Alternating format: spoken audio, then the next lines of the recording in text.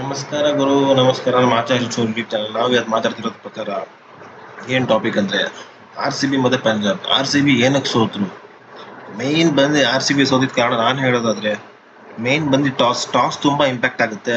Toss ಅರ್ಧಕ್ಕರ್ಧ 50% of matches ಯಾರು toss ಗೆಲ್ತಾರೋ ಅವರೇ toss almost ಗೆಲ್ಲೋದು. ಅದು ಚಿನ್ನಸ್ವಾಮಿ ಪಿಚ್ ಅಲ್ಲಿ. ಈ ಚಿನ್ನಸ್ವಾಮಿ ಪಿಚ್ ಅಲ್ಲಿ ನೋಡ್ತಾ ಇರ್ಬೋದು, ಆಲ್ಮೋಸ್ಟ್ ಯಾರು ಟಾಸ್ ಗೆಲ್ತಾರೋ ಆಲ್ಮೋಸ್ಟ್ ಅವರೇ ಗೆಲ್ಲೋದು. Almost 50 to 70% of the toss ಗೆದ್ದವರೇ ಆಲ್ಮೋಸ್ಟ್ ಚೇಂಜ್ ಆಗುತ್ತೆ. ಆಮೇಲೆ ಈ RCB ಮ್ಯಾನೇಜ್ಮೆಂಟ್ ಅವ್ರು ನೋಡ್ತಾ ಇದ್ರೆ ಸೇಮ್ ಪ್ಲೇಯಿಂಗ್ ಲೆವೆನ್ ನಡೆಸ್ತಾ ಇದ್ದಾರೆ according to pitch conditions. Chinnaswamy pitch conditions ಪ್ರಕಾರ ಲಾಸ್ಟ್ 5 ಮ್ಯಾಚಸ್ ಅಲ್ಲಿ ನೋಡೋದಾದ್ರೆ ಲಿವಿಂಗ್ಸ್ಟನ್ ಅವರು ನೋ ಪರ್ಫಾರ್ಮೆನ್ಸೇ ಇಲ್ಲ ಅವ್ರು ಹೇಳ್ಬೇಕು ಅಂದ್ರೆ.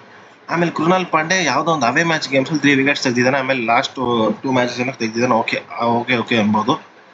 ಬಟ್ ಲಿವಿಂಗ್ಸ್ಟನ್ ನೋ ಪರ್ಫಾರ್ಮೆನ್ಸ್ ಇಲ್ಲ. ಲಿವಿಂಗ್ಸ್ಟನ್ ಬದಲಿಗೆ ನನ್ನ ಪರ್ಫೆಕ್ಟ್ ಯಾರು ರಿಪ್ಲೇಸ್ ತಗೊಳ್ಳೋದಾದ್ರೆ ಅವ್ರನ್ನ ತೆಗೆದ್ಬಿಟ್ಟು Jacob Bethell ರೋಮೆರೋ shepherd ಆಡಿಸ್ಬೇಕು. Plus Padikkal ಬದಲಿಗೆ ಸ್ವಸ್ತಿಕ್ ಚಿಕಾರ್ ಆಡಿಸ್ಬೇಕು. ಆಮೇಲೆ ಕೃಣಾಲ್ ಪಾಂಡ್ಯನ 1-2 ಮ್ಯಾಚ್ ಕುಣಿಸಿ ಮನೋಜ್ ಪಾಂಡೆಗೆ ಆಡಿಸ್ಬೇಕು. ಇಷ್ಟು ಚೇಂಜಸ್ ಇದೆ.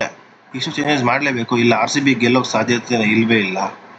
ಆಲ್ಮೋಸ್ಟ್ ಅವೇ ಮ್ಯಾಚಸ್ ಅಲ್ಲಿ ಈ ಪ್ರೆಸೆಂಟ್ ಪ್ಲೇಯಿಂಗ್ ಲೆವೆನ್ ಅಲ್ಲಿ ಯಾರಿದ್ದಾರೋ ಅವರೇ ಚೆನ್ನಾಗಿ ಆಡ್ತಿದ್ದಾರೆ.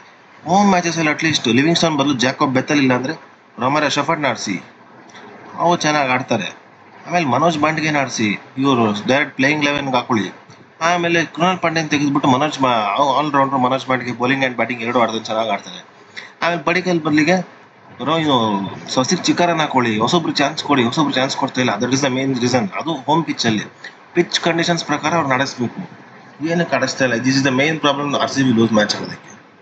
ಆಮೇಲೆ RCB ಏನಕ್ಕೆ ಲೂಸ್ ಆಯಿತು, ಆಮೇಲೆ ನಿಮ್ಮ ಪ್ರಕಾರ ಏನು, ನಿಮ್ಮ ಕಮೆಂಟ್ ಬಾಕ್ಸಲ್ಲಿ ತಿಳಿಸಿ.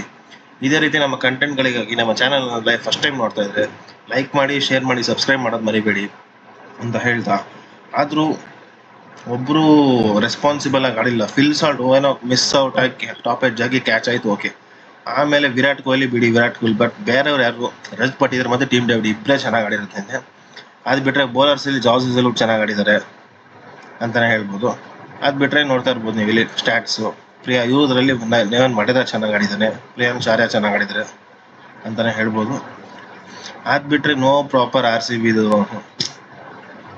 ನಿನ್ನೆ ಚಹಲ್ ಜಾನ್ಸನ್ ಅವರು ವಿಕೆಟ್ಸ್ ಬೌಲಿಂಗ್ ಚೆನ್ನಾಗಿ ಮಾಡಿದ್ದಾರೆ ಅಂತಲೇ ಹೇಳ್ಬೋದು.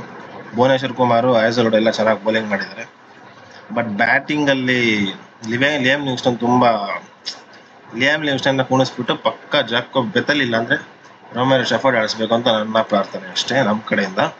ಅದು ಬಿಟ್ಟರೆ ಕೃಣಾಲ್ ಪಾಂಡ್ಯನ್ ತೆಗೆದ್ಬಿಟ್ಟು ಮನೋಜ್ ಪಾಂಡೆಗೆ ಆಡಿಸ್ಬೇಕು ಪ್ಲೇಯಿಂಗ್ ಲೆವೆನಲ್ಲಿ. ಅದು ಬಿಟ್ಟರೆ ಪಡಿಕಲ್ನ ತೆಗೆದ್ಬಿಟ್ಟು ಸ್ವಸ್ತಿಕ್ ಚಿಕಾರನ್ನ ಆಡಿಸ್ಬೇಕು ಪ್ಲೇಯಿಂಗ್ ಲೆವೆನಲ್ಲಿ.